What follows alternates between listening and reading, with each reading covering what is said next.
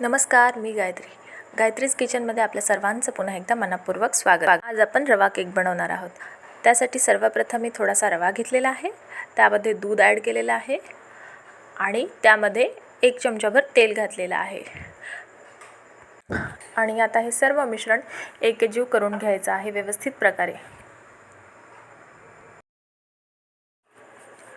आणि हे सगळं एकजीव केल्यानंतर आपण ह्याला 15 ते 20 मिनिटांसाठी साईडला ठेवणार आहोत।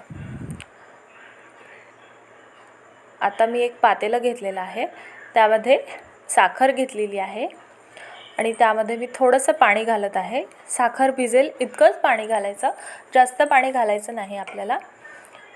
आणि याला सुद्धा आपण हलवत राहायचं आहे जोपर्यंत ही साखर विरघळेल आणि नंतर त्याचा रंग चेंज होईल।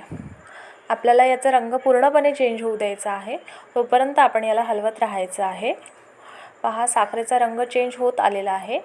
आता मी यामध्ये थोडंसं पाणी पुन्हा ॲड केलेलं आहे आणि हे मिश्रण अगदी आपल्याला साधारण घट्ट ठेवायचं आहे आणि हे झालेलं आहे। आता आपण पुन्हा एकदा त्या मिश्रणाकडे वळूया।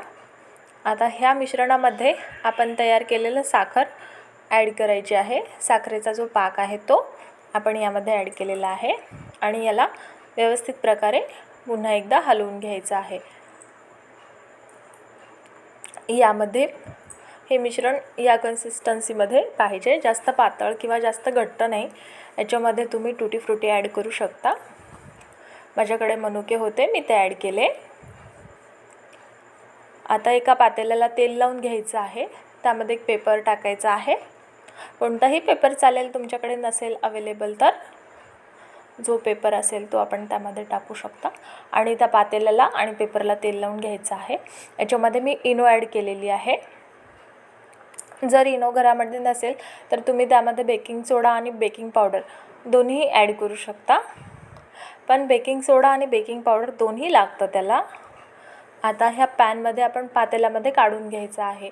हे तयार केलेलं सगळं एकजीव मिश्रण पातेल्यामध्ये आपण काढून घेत आहोत। याला चांगलं,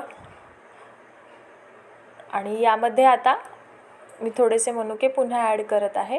अगदी घरच्या साहित्यामध्ये होणारा हा सिंपलसा केक आहे। जस्ट मी ट्राय करून पाहिला।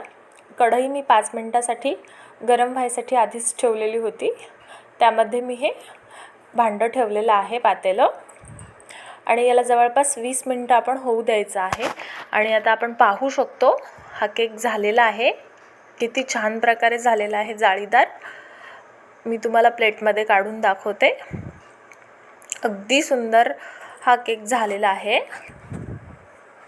बघा तुम्ही, खूप छान दिसत आहे। जर तुम्हाला माझी रेसिपी आवडली असेल तर लाईक, शेअर, सबस्क्राईब नक्की करा।